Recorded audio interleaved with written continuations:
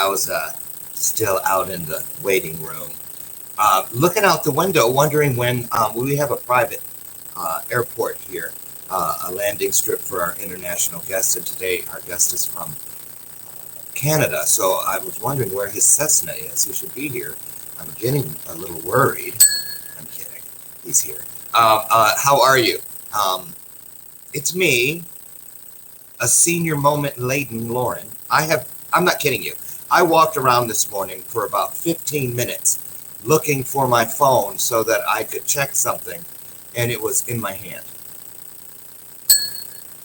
Not a good start. But I don't care, because as long as there's a start, I can make it work, right? It's when I don't wake up that I don't have a chance. So thank you, Jesus, for that. Welcome to the show, everybody. Welcome to today's installment of Bathrobe Moments. Of course, I'm your host, Loren Michaels Harris, and my sidekick is here, as always, Miss Lucy McGillicuddy Ricardo.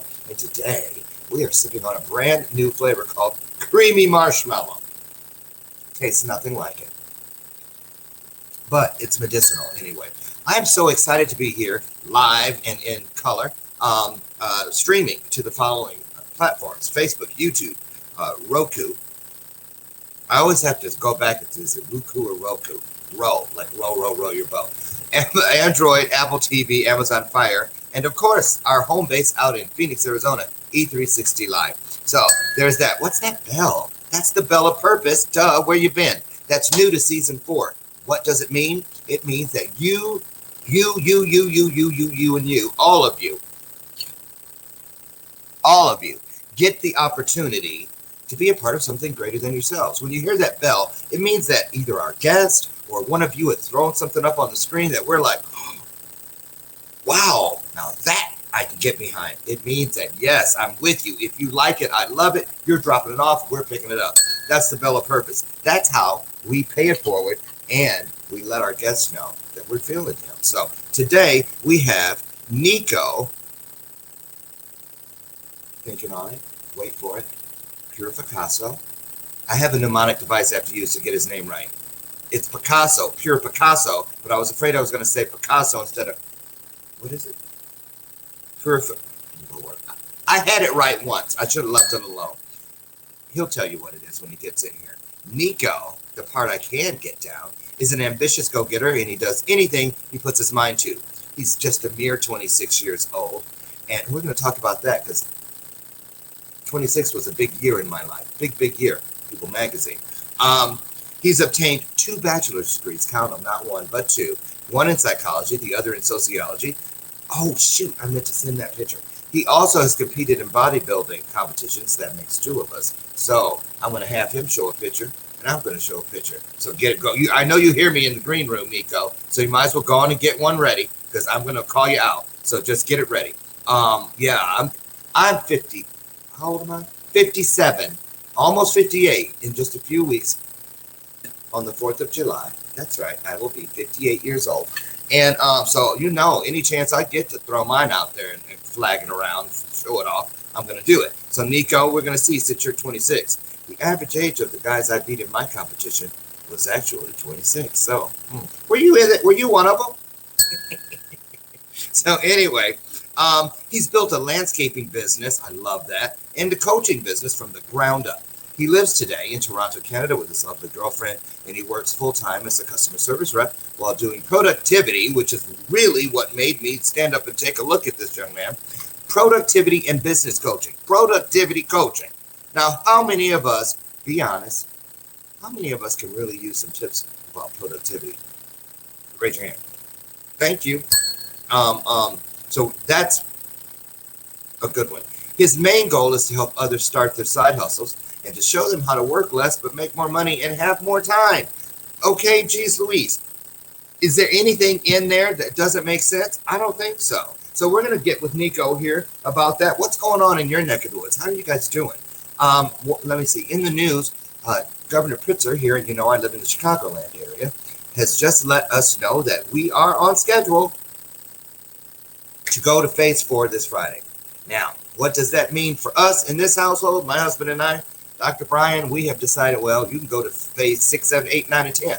We ain't changing nothing until we see what happens. We're going to wait at least, I think we said 3 weeks to see what happens to all the people that go running out there. I'm just saying, novel means it's never been here. That's why I'm waiting in the cut. I'm standing in the background, waiting to see what happened. What happened to her? Did she just cough? Right. Sure am. I'm an oldie but a goodie, and I plan on staying that way. So anyway, where is that Cessna? Oh, it's landing now.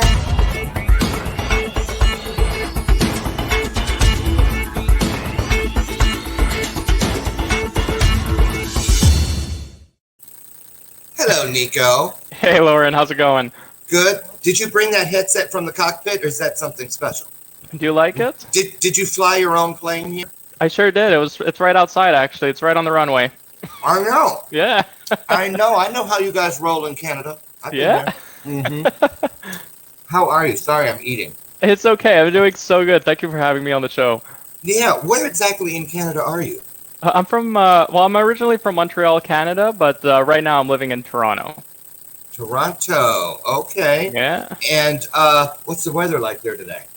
It's gorgeous. We've been having some awesome weather. Would you stop? I didn't ask you anything about me. I said, Oh. What's the weather like? But thank you for that. Thank you.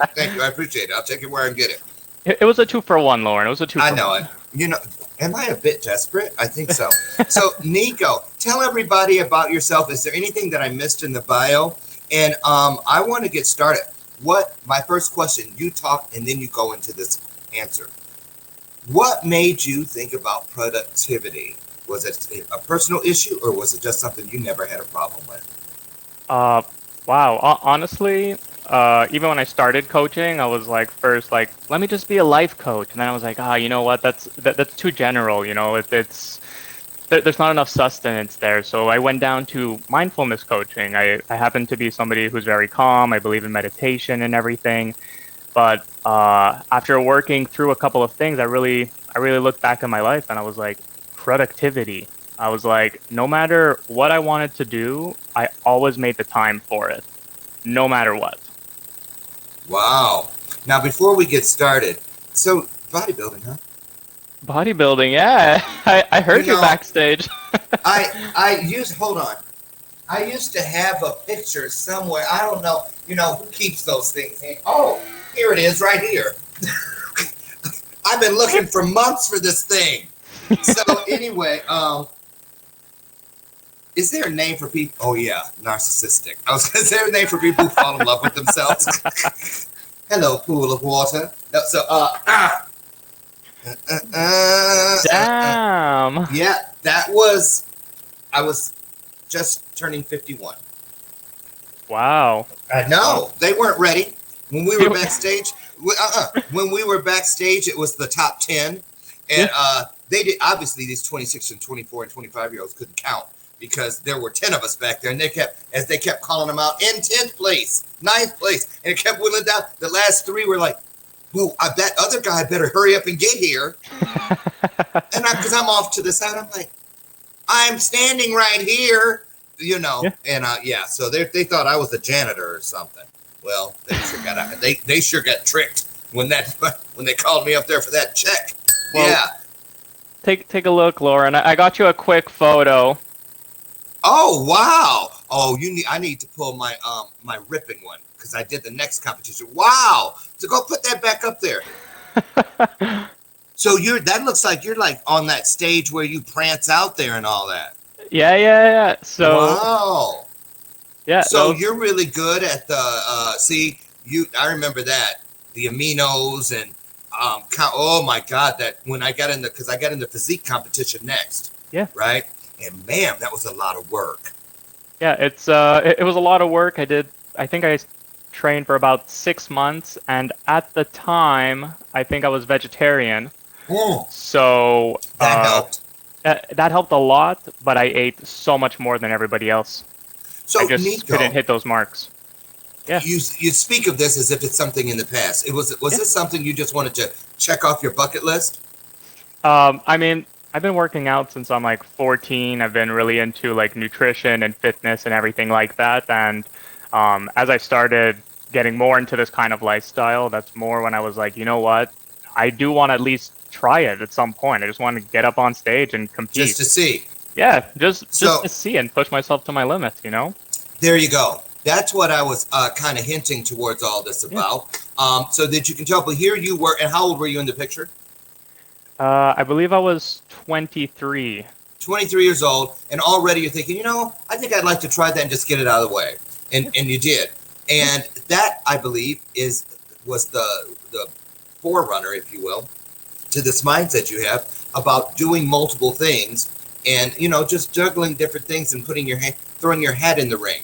Yeah. A lot of people, what I think about what you do, why I think it's so important, I guess I should say, is because it's important to start, in my opinion, early in life, getting used to stretching Yeah. outside of your comfort zone. Make it just another thing that you do. Just like, when I talk to older men at the health club, or when I play tennis, that are like in their late 70s or 80s, and they're laying down and their legs are crossed and they're bench pressing and stuff. And I ask them, what's your secret? And they say, I've done the same set of three exercises since I was in my 20s, or I've always gotten up and done some walking or running in the morning since my 20s. So a lot of these great things that people take well into the golden years, Yeah. or platinum years, which we're experiencing here now, started early in life. So you're a smart young man on that. So let's get into the productivity thing. Yeah. Because the other P is in the twin bed right across the room from productivity, and that's procrastination. You either have one or the other in most cases, but rarely do the two sleep in the same full-size or queen-size bed, right or wrong. True, you're 100% right. So talk to us first, if you would, about the reason people can't do what they think they can do, or don't do, rather, because they can always do it, but they don't. What is this thing called procrastination in your world? I think a lot of people tend to procrastinate for multiple reasons. One of them, the biggest one that I see often, is fear. And Fear. people say, well, I'm not afraid of like doing this because by doing this I get to the next level. But a lot of the times you're afraid of things that you might not know. So being in a new environment, it's like going to a new job. You have a little bit of anxiety in front of you. You don't know what's awaiting there right now. You're in this comfort zone right now, and you're in a good place.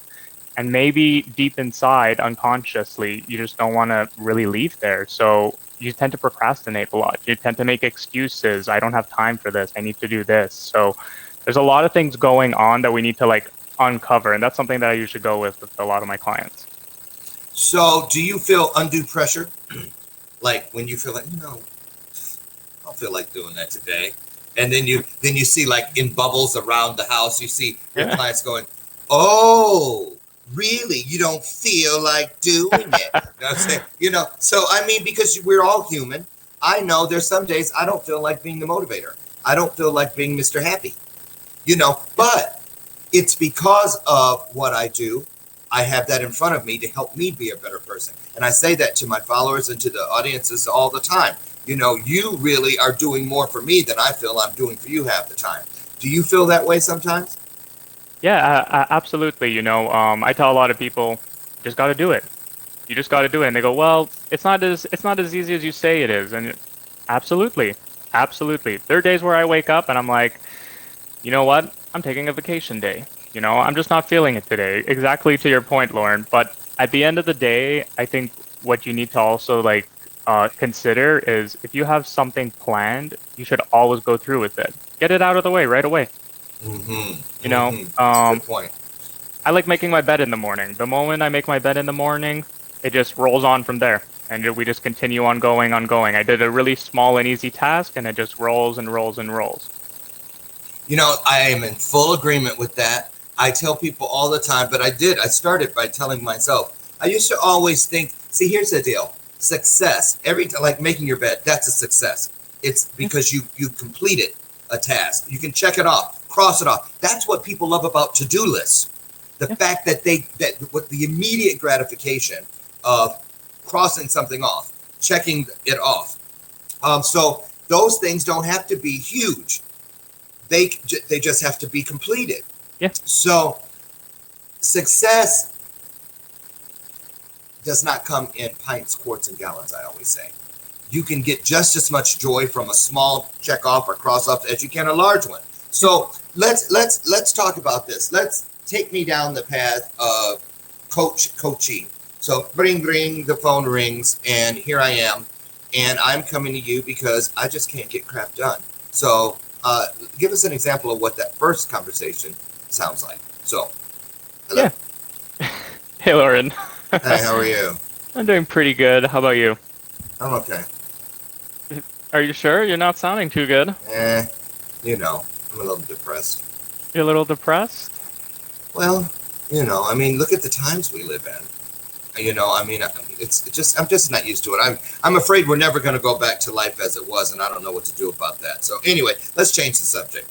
I need to talk to you about how you help people get more done in their life. I just don't feel like I'm doing enough. Yeah, I mean, I do want to circle back to what you said in the beginning, and it's pretty much like, why are you feeling, we're in bad times right now. I know we're in pandemics, there's protests going on and everything, but what's really affecting you from that? Well, I think I'm afraid that, my job won't need me. I have a feeling because people are just acting different, even though we're working remotely. When we go on the Zoom calls, you can tell that some people have been talking separately. I just can't keep my finger on the pulse of my life, it seems. Everything's been pulled away from me, so I feel kind of like I'm just flapping around in the wind, if that makes any sense. Yeah, that makes total sense. And I think the main point that you have to take from this is you need to take control of the things that you have control over.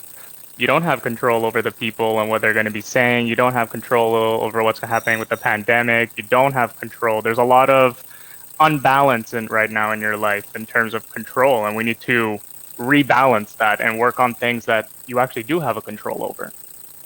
Very nice. Okay.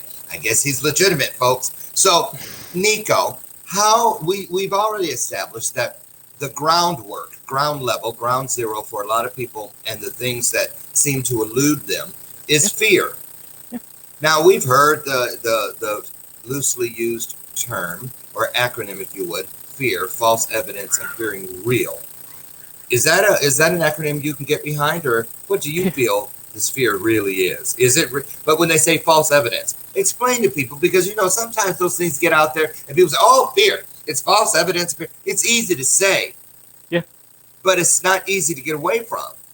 Yeah, how do we do that? You're absolutely right, and I think it kind of begins with the stories that we tell ourselves. We always tend to go a little too far on the deep end, or we tend to be our own fortune tellers, when in reality, we have no idea what's going to happen in the future. You have no idea. We always think of the worst thing that can happen, and that's why I always tell people the thing that scares you the most is the thing that you need to do and get out of the way right away. I agree with that. Because you have absolutely no idea, So I think, I think exactly what you said. Fear is something that we create in our minds. Are you ever afraid of anything? And if so, how do you deal with it?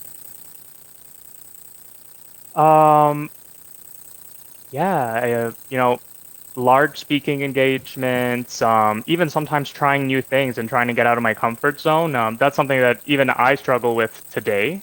I love meditating. I love doing some breathing techniques here and there. And I think that's helped a lot with my bodybuilding as well as my mindset. It's totally a mindset thing. When it comes at the end of the day, what I try to do the most is think of the positive things that can happen. If I go this way, what positive things will happen to me, rather than focus on the negative. Have you ever encountered, I know I have in my coaching business, have you ever encountered that person that you can see the golden grail, you can see everything that they can be, sometimes even more clearly than they can for themselves, and that's usually how it is at the beginning. But then, have you ever encountered that person that just won't let something go? No matter what you tell, and they say they get it, but they just have to drag it behind them. Do you ever deal with that? Absolutely, What, absolutely. what what do you call that, and what is your suggestion to a person? Because I have a feeling someone out there today uh, knows what I'm talking about and wants to be free of it. That thing that just it's like a big old piece of lint. Every place you look, it's still stuck to you. Yeah, And it's just out of reach. You can't get there. So what? How do you deal with that? I call it pretty much their ball and chain. Mm-hmm. This is really what's holding them down to the ground. No matter what you tell them, they find an excuse for you. They tell you, oh no, it's got to be this, and then you try to work through that little issue that they have, and then oh no, but then I have like this. It's really holding them back, and a lot of the times, what I'll usually tell them is like after the session, I'll tell them like, why don't you like think about what we were just discussing and stuff like that, and see what would happen if you were to let go of those fears, let Mm-hmm. go of those assumptions and those concerns. Because a lot of the times, that's the one thing that's just holding them back. Is this Yeah. one thing to get to the next level, and they just need to get out of that comfort zone. I agree. I agree. Now I'm going to share something with you here and Yeah. see what your take is on this. I know for me personally, in my own life and in my coaching business too, there's one phrase that I simply detest. I hate it. I hate it. I hate it. And I think it is responsible for so many people's dreams being just thrown in the wood chopper. And it is the fake it till you make it mindset, because I don't believe you can move forward within purpose with anything false, fake, or illegitimate. I believe you have to be authentic, true, the whole truth, all the truth, nothing but the truth, so help you, whatever you believe in. So, how do you feel about that mindset? Fake it till you make it. The reason I don't like it is because it gives a person permission to lie to themselves, either Yeah. by omission or people just aren't ready to face her, and that scab's not ready to be picked, but they lie to themselves. And if Yeah. you can, I believe in this. You can lie to everybody else in the world, just don't lie to yourself, because Yeah. you know, there's no chance if you lie to yourself. How do you feel about that? Fake it till you make it. I think it depends how far you actually take it. When I think of fake it till you make it, I think of it as like, bring all the confidence in the world that you have. This is what it means. To really put yourself in your future self's shoes. Like if you're a businessman, Mm-hmm. you need to act like a businessman. There's things that you need to do. There's like even as a coach, like you're stepping into this whole person as a coach. You need to Mm-hmm. like there's things that you need to do differently with people. I totally get what you mean in it though. With fake it till you make it. Because you got Like to have a certain handle on things to be able to juggle that statement. absolutely, and that's something that I teach in my program is that we want to be authentic and real with ourselves. Because if you're not authentic, if you're not real, if you're not vulnerable with people, you're not going to get a lot of people to come towards you. And like nobody is perfect. Nobody is perfect. Right. This isn't the Instagram life. You're not going to see me Exactly. taking photos in front of a Ferrari or a big yacht or something like that and say, "Look what I made over here." Like that's not the case. So fake Right. it till you make it for me is really like bring your confidence game like all the way, but and, stay and, and real. confidence in what is real, Yeah, in the absolutely. actual, not the Absolutely. assumed. Right, right. Because it never fails to. I find myself chuckling behind the screen of my persona when I'm on a discovery call with somebody, and I know we both know why you're here. We both know why you're here, but they start that thing that they do all the time, and that's overselling themselves. Hmm. If I were to listen to and really believe everything they're saying, I'm like, dang, you should be coaching me. You don't have, and that's not too far off. It's not to say that that's not possible, because every coach should have a coach. That's Yeah, something I believe in. We all need to strive to be better, and yeah. there's always room for growth. Never too old to be the student, and never too young to be the teacher. So, what do you feel is now? I do a poll every probably the third week of the year after everyone's gotten all their New Year's resolutions out of their systems, because I believe that's another great big old lie. In most cases. Yeah. I want to ask you how you feel about this. I always say to people that you greatly increase your chances of success, whatever it is you're going for, if you start the process with this statement: I need to this, or I need that, not I want this or that. For instance, on January 1st, the person who says, oh, I want to lose 20 pounds. Well, want really is the beginning of a long wish list, in my opinion, because it doesn't come with a plan. When a person says they need something, they go, if I need to lose 20 pounds, that means I need to shop better, because that means I need to cook better so that I can eat better in order to lose the weight I want, if you see what I mean. So how do you feel about people understanding the difference between what they need and what they want? You know, from bodybuilding, when I did what I did, I then turned around and started showing other people how to do it. And first thing I'd say to them, Nico, was, hey, can you show me a picture of what you looked like when you last felt your best? And what did they do 99.9% of the time? They reached for a picture. Well, oh, this is when I know I looked my best. Yeah. And I said, I didn't ask you about when you looked your best. I asked you about when you felt your best. Big difference. Yeah. Same difference between need and want. How do you feel about that mindset? Wow. A lot of things. A lot of things. Just because, exactly like you said, wanting something is different from needing something as well. And a lot of the times when we want something, there's more to it than just that.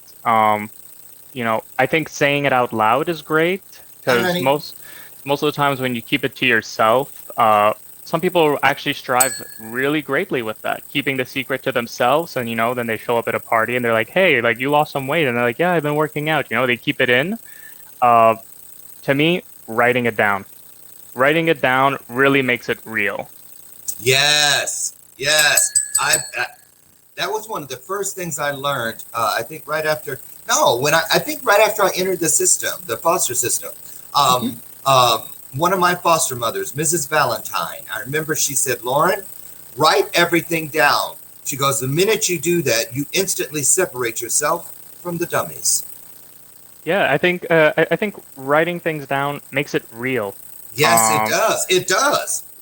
It just does, you know, because now you're actually you already started your plan, you know. You had this idea, you wrote it down on paper, and now you're like, okay, it's on paper, but now, you know, lose 20 pounds. Let's break that down. What does that entice? What does that entice? Where are we going with this? And you break it down and continue going. You're so right. You're good for a 26-year-old. Okay, I knew there was something. And then let me tell you something here. I'm gonna help you here. Here's one on the house. Okay. Yeah. This one is because it's not just writing it down.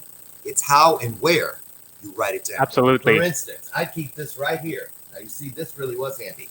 People used to give me these all the time. I give them away at my events now. I put them in swag bags and stuff. All of these, what do you call them? Dream, believe, achieve. You know, and you're supposed to write all your stuff in here. And you know, and I'm just like everybody else. Does this look familiar, people? You get the first couple pages when you first get it, but go a little bit further. Yeah. And they're blank. Why? Because just look. And it's the same in all of these. The first few pages, there's stuff, but then get over the middle. I started, but I said, because it wasn't my method. It wasn't that I wasn't writing things down. It was how or where I was writing them down. So I had to be honest with myself. Here's what we were talking about don't lie to yourself. I knew the importance of writing something down. Yeah, I got it. I wanted to separate myself from the dummies, but I wasn't honest enough with myself to say, Lauren, now you know damn well that doesn't work for you. So what did I start doing? And now I'm famous for it. When people come to this house to interview me or whatever, or people that are on my stages usually stay here with me instead of at a hotel, the first thing they'll say, Nico, hey, where's the wall? I want to see the wall. And they take a picture of it. And this is the wall. I'm going to turn the camera around. You see those? Yeah. See all those Post-it notes? You know why? Now look at my regular desk. Okay, look at that, right? That's all my organized clutter, right? But the things that are my content, the things that I've been entrusted, my thoughts, everything back there on the wall and on the walls around this house of achievements, every one of those things began as a Post-it note because I show what is greater than me, how important it is, how important I take this job of having access into the hearts and minds of others. And I just don't write those things down anywhere. I write them on Post-it notes. I put them right in front of where I'm going to be all day. Why? Because I've never put a Post-it note on top of another Post-it note. Yeah. So it's not going to get covered up. It's not going to get flipped over on a pad of paper or accidentally slid between two folders. Do you know what I'm saying? Yeah. So you're right. We write things down, but where we put it, because people will write things down and shut the truth up the minute the book is closed, out of sight, out of mind. How do you feel about that? And what do you do? What's your organization method to keep your ideas and thoughts, no matter how crazy they may seem at the time, out in front of you? Yeah, listen, I have a book and I know exactly what you're talking about. Like, I got pages that are filled in there, and then, I'll go grab another book and then there'll be a bunch of empty pages in there. As a visual person, I 100% agree with you. I have sticky notes on my computer. See? I open up my computer and I'm like, hey, look over here. Like, oh yeah, I have this. At my actual full-time job, people know me notoriously for sticky notes. Like, I'm there. And they'll tease you about it. Yeah, I'll bring them a sticky note. I'll be like, hey, this person called you here. Don't forget about it. And it's very visual. And I know everybody works differently. I know some people, they rather have everything on their phone. Have reminders. And it works for them. And it works. And I think I can't, because I'll forget where it's at in there, or I can't find it. I'm old school. Exactly. But that's So, what's important, is doing what works for you. Have you written a book yet? Big. Oh God, I'm only 26, Loren. Come on, Are you thinking about writing a book? I don't know. I'm not there yet. I probably might go ahead and write a book here or there. I know a couple of authors that can help me out as well, but haven't gone there yet. Oh, there we go, Loren. You hear her in the background? That's Alexa. Okay, she's back there telling me time to start my day. Girl, you 3 hours late. So listen, we're gonna take a brief break here for a minute or so. When we come back, if you could start schooling, if you will, all of us, can you give us the top 3 things if we're a self-proclaimed procrastinator? What are the first 3 things we need to do to turn the tide of productivity? Can you think about that and get us some good tips when we come back? Yeah, of course. Okay, you guys listen, we're going to take a break. We'll be back in just a couple of minutes. Now's a great time to share the broadcast out, invite a friend, start a watch party, or simply just send a raven out to someone. I don't know, your choice. Stay put.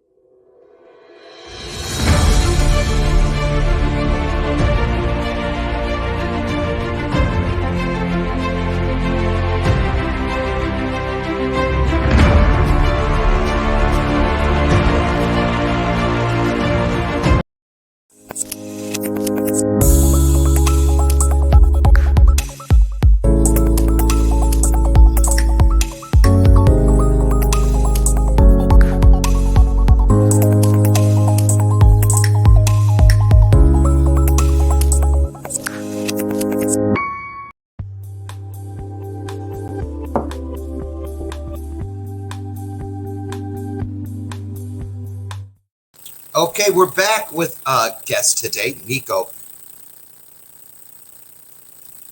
Purificasso. Did I get it right? You know what? Even when you entered me into the show, you had it right all along. You did. You got it right on, man. It's a great name. But you just automatically know you're going to mess it up if you think on it too hard. So I love a challenge. So, Nico, we were about to get some insight from you on a few tips on how to get the ball rolling into a lifestyle of greater productivity. What do you have? Yeah, I think the first thing that people really need to take into consideration is baby steps. Just like you said before, making your bed. Making your bed is really simple. It takes, a minute of your time to do, and once you're done, you can just check that off.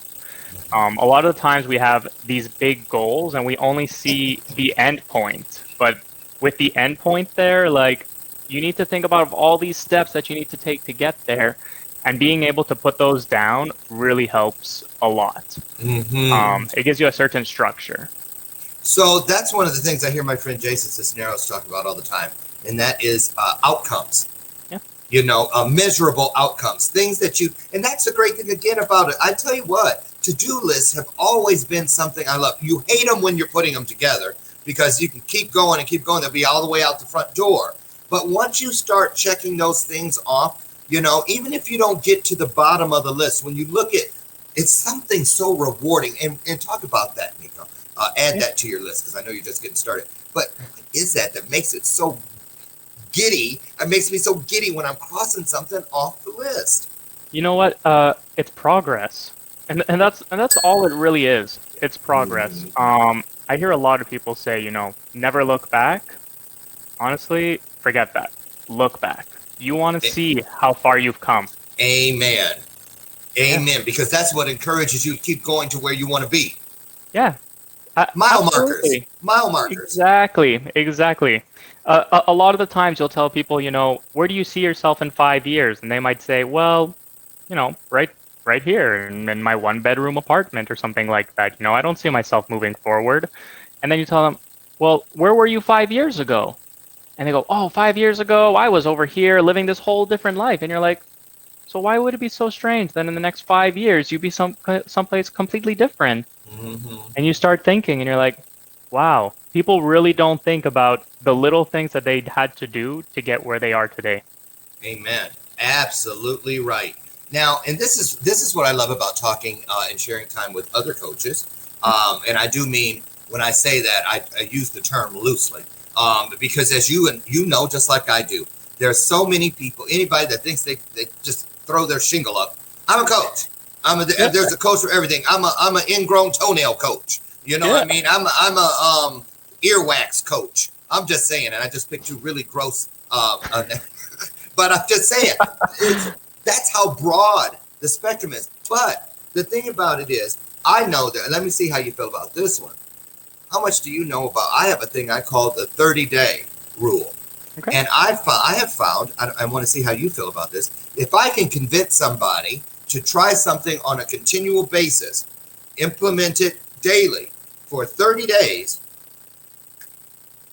99.9% of the time, it sticks.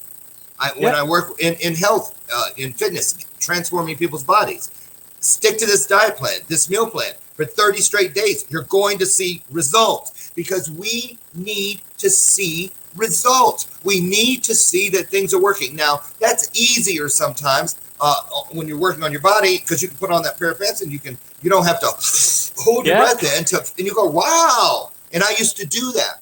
When I was losing weight, or tomorrow when I start losing weight, you know, I'm going to put on those jeans or whatever, lay them out. So they're looking at me every time I walk past them. They're like, you know, my supplements. I told people, don't put them in the cabinet. Leave them out on the counter. If you're really trying to do something, don't hide it because you know when you walk by, it's gonna be like, hey, you're gonna act like you don't see me sitting over here. Oh, you don't see me, huh? Right? You know, and I'm like, shut up, leave me alone. You know. So I think it all boils back to lying to ourselves or not. Now, this 30-day thing. How long do you think people need to do something before it becomes a part of the routine? Yeah, I have a similar rule. I actually have a 21-90. I have 21 days, it's a habit. 90 days, it's a lifestyle. Oh, you can repeat that one. So 21 days, it becomes a habit. And at 90 days, it becomes part of your lifestyle. And I'm sure, Loren, you must know exactly what it is, even with like working out and stuff like that. Yes. When you start, it sucks. Your body hurts, everything. And everyone tells you, how can you do this? Go, go, go. When you reach your 3-month mark, you end up just going to the gym for the hell of it. You're like, I got to go to the gym now. You don't want to miss it. And you don't want to miss it. You can't live without it. Right. Yeah. It's so true. And it is a mindset. It is, and you know, I knew that because when I first stepped in, that what you saw there, that picture was the result of a 9-week competition, a 9-week competition. And I remember when I first started, I didn't even belong to a gym. When I did join a gym, it was in a hotel because they had a Yeah, thing where you could come in for $1 a day, and no one was ever there when I would go. But yeah, it was those mirrors. I was like on the treadmill looking at them. I was like, oh my God. So I had a choice of either trying to walk the treadmill backwards so I didn't yeah, have to see myself, or covering up the numbers on the thing because I was like, oh my God, it's only been 2 minutes. I'm yeah. going to die. How am I going to be on this thing for 45 minutes? So I covered it up. But then I said, well, I can't always pretend it's not there.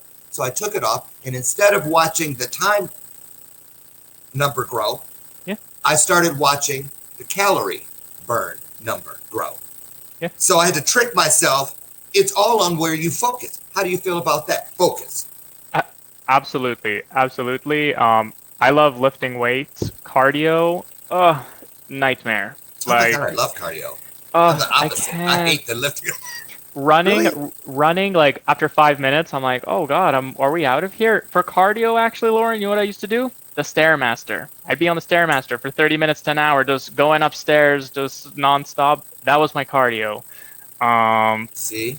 but yeah, those And you had numbers. to, how did you make yourself, how did you make it not seem like a chore? Because we will talk ourselves into hating things really quickly if we don't watch it. Yeah, exactly what I said again, baby steps.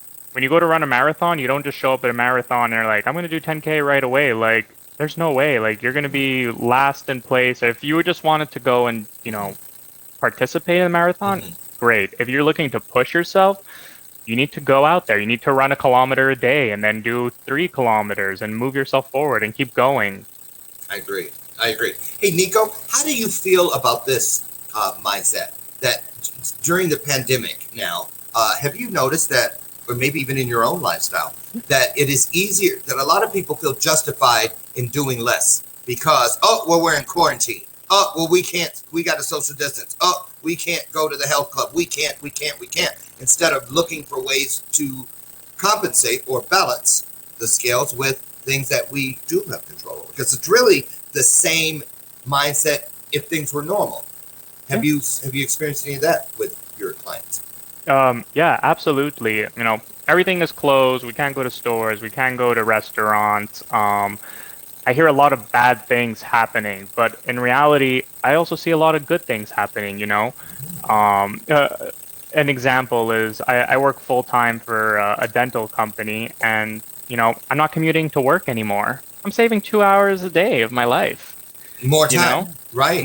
more time to do things. And just to your point, we have now this extra time, and we're trying to like fill up, or most of us are trying to fill those spaces in, but we're not filling them in with the right things. Mm, More TV time, more Netflix, more, you know, other things. Oh, you can't go to the gym? Why can't you work from home? Why can't you go out for like a stroll around the block? right. There's so many different things that we need to do, and we just have to find out what works for us.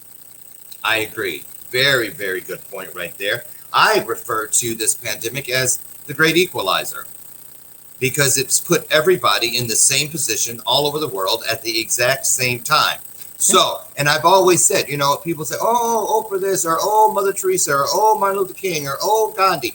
Oh, nothing. The only difference between all those people and you or myself is what they chose to do with the same 24 hours. yeah, We all get the same 24 hours. So yeah, how you capitalize, monetize on that time is up to you. So go on, give us some more tips on how to get the ball rolling. So we got yeah. the 2190, 21 days, it's a habit. 90 days, it's a lifestyle. Yeah. Okay, so now we're in there. What do we need to do now? What about this one? Hey, I'm gonna throw this one out there, make it easy for you. Yeah. How important, once we start seeing results and we start feeling, wow, I'm really doing this. How Yeah. important is it now to go back into our personal life and take an inventory of the people closest to us? Absolutely. I think that's really important, and Mm-hmm. the way that Doggone I see Skippy. it is priorities. That's something that I think a lot of people miss out on, and it's really it all comes down to priorities. I don't have time for this, or I can't spend time with you today, or something like that. is it because I'm not a priority, or is it because you're really busy, or is it just because you don't want to hang out with me? You need to like Uh-huh. take a check at your whole life and see where your priorities stand. Do you feel? What about this though? What about this, the Debbie Downer? Yeah. The you know the people around us that are just energy drainers, Debbie Downers. Yeah. emotional vampires. Yeah, and a good example is I'm pretty much an empath, so like I tend to feel a lot what other people are feeling, and I at am too. times, yeah, and that kind of energy, it kind of like goes on to you, and then you're like, wow, I'm kind of feeling down. I think it's important that you surround yourself with positive people. I think if you're looking to be successful, if you're looking to go in a certain area of your life, no matter where it is, no matter what kind of business you want to open, Mm-hmm. surround yourself with those kinds of people. Mm-hmm. And you know what? It's okay to be changing groups of people in your inner circles and stuff like that. It's part of life. It's part of growing. It is, and I learned something in the last quarter or two in my business that I really didn't know. I really, really did not see it. But, and I'll speak in general terms here. But I had a client who I love dearly. We're on the friendship tip. Yeah. We're friends. She's friends with my husband. We're friends with each other's families, this, that, and the other. But was a coaching client, and I had to push this person out of the nest under the decal or the expiration sticker, if you will, of "you've outgrown me." But Yeah. really, what it was is that the person, it was becoming a codependent relationship. I kept having to say the same things over and over. Here we are, coaching 2 years later. We've been Yeah. with each other 2 years, and they keep doing the same things, and I keep giving them the same stuff. And I was like, you know what? What the hell? I'm just saying, because I didn't, what opened my eyes, Nico, was that I started saying, wait a minute, I'm starting to do and be a person I haven't been in a long, long time. Yeah.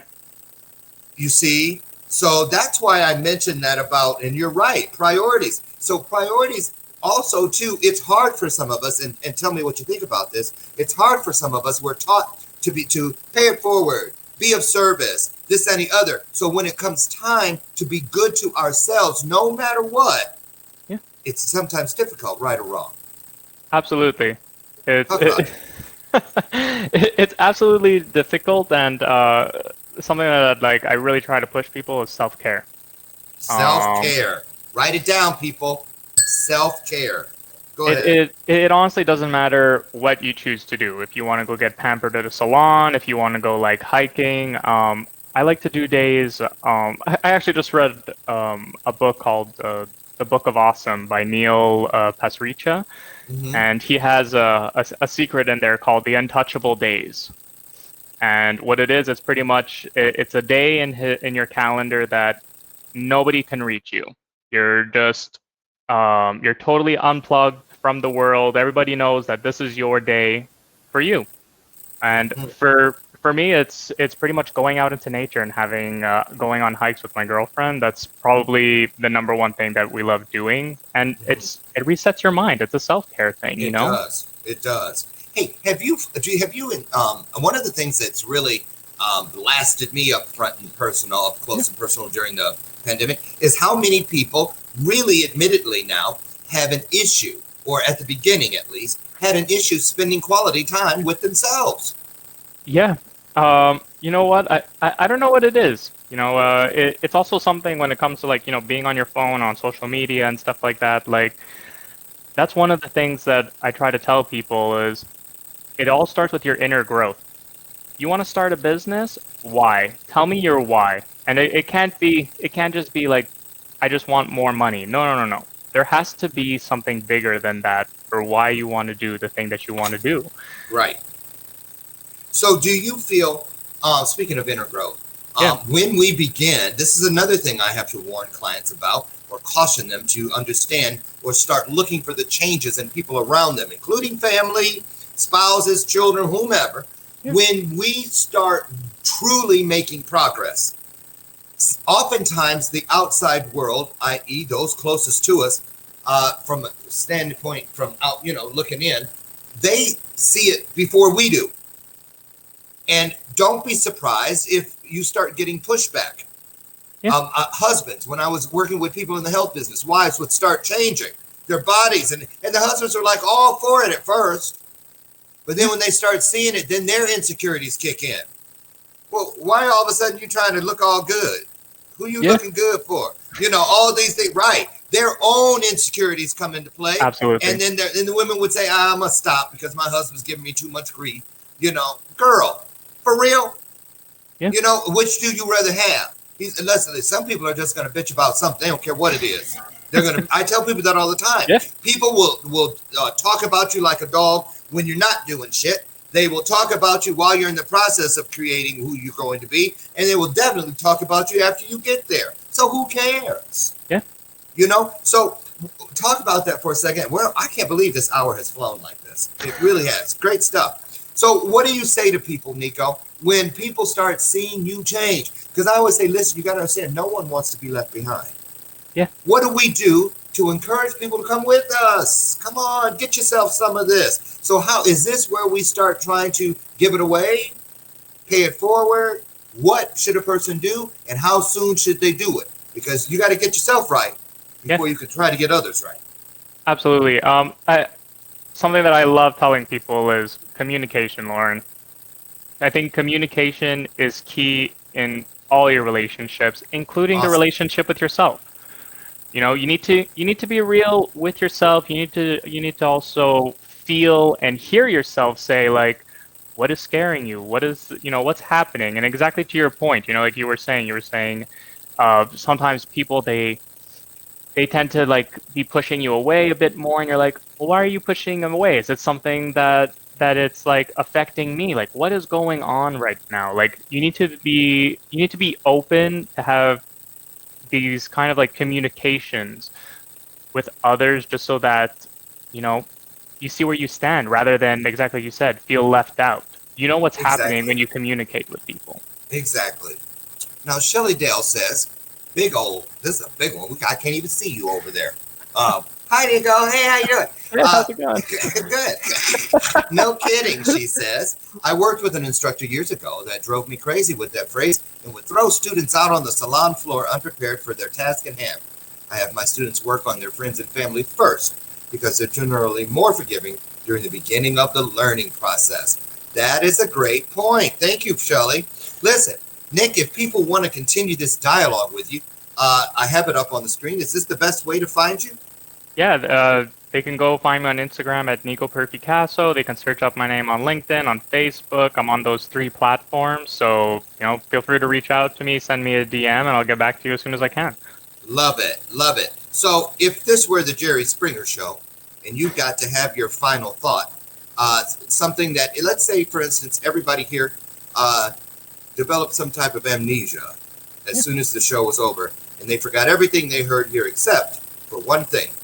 What would it be? Now, I'm going to tell you the list of things that I wrote down that I think everyone out there should write down. Communication, self-care, the 2190 rule, 21 days of habit, 90 days of lifestyle, and priorities. Nico, what would you hope that they will not forget or leave behind?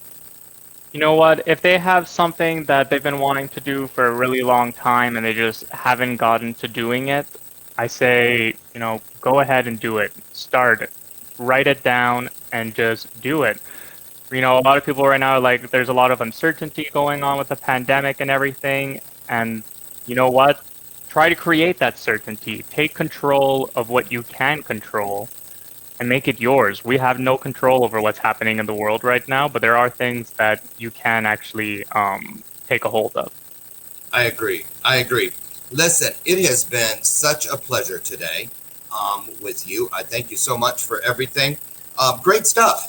People that work with you are blessed to have you. That's how I feel, and I hope they know that. Listen, I'd love to get you back here in a few months as we move closer towards the end of the year. I have a feeling that people are going to need more of these shots in the arm, if you will, because, we don't know what's ahead of us. But we do know what's right here with us, right? Yeah. So, and I say this to people all the time. Our greatest content, the answers we need to the questions we hear, can be found in the most likely in the life that you are currently living, or that life you have just most recently lived. So, don't forget that life provides a way for us to remember ourselves to things that have happened in the past, but that serves as just like the mirror in the front of the car, in the front window, the rearview mirror. It's there for you to glance in every now and then to let you know it's okay to remember where you've been. So, Nico, thank you. I said it right. I was like, did I say the right name? Because remember, I had Nikki on the other side. Lord. Excuse me. I want to thank you. Keep doing what you're doing. Continue to bless the world, because you can't be a blessing if you can't see the blessing. And also, just, I'm really fond of you. I think it's so great to see a legitimate coach through and through. And anyone that you're looking, I don't care where you get your coaching. If you feel you're trying to make some strides in your life, get it somewhere, right? Maybe Nico is your guy. Okay, Nico, thank you. God bless. Have a great day. Stay the way you are and stay safe. Thank you so much, Loren, for having me, and I look forward to the next time I'm on the show. Awesome. And you will be. Just let me know when. It's a done deal. Anytime. Okay. Deal. Thanks, man. Have a great Thanks, day. Loren. You too. You're welcome. Thank you. Oh, I just love that kid, right? Wasn't that great? It's so nice. And you guys, listen, now it's a great time in your life to think about it. Is coaching right for you? If so, give Nico a shot. Give me a shot. Give somebody a shot. If something is speaking to you and saying, do this, become better, so that you can help leave a mark on the world. Listen, our fingerprints, our DNA, it's proof that we're individuals and that we lived here, that we walked this earth. But when we go, in which we all will, that's one race nobody beats. Ashes to ashes, dust to dust. Our fingerprints and our DNA goes with us. But your story, hey, now that's the one thing that can live on. But you got to write it first. A coach can help you get those words on paper, automatically separating you from the dummies. Take that with you today. I'll see you back here tomorrow, where we have an actual art auction with autism to artism with Christopher Kaysen. He's an Asperger on the spectrum kid, and he's having a hard time during this pandemic, and we're going to have an art auction to help him pay his rent. So show up tomorrow and buy some art and help somebody live the life they deserve. I'll see you here tomorrow morning for our next episode of, that's right, Bathrobe Moments. Bye-bye.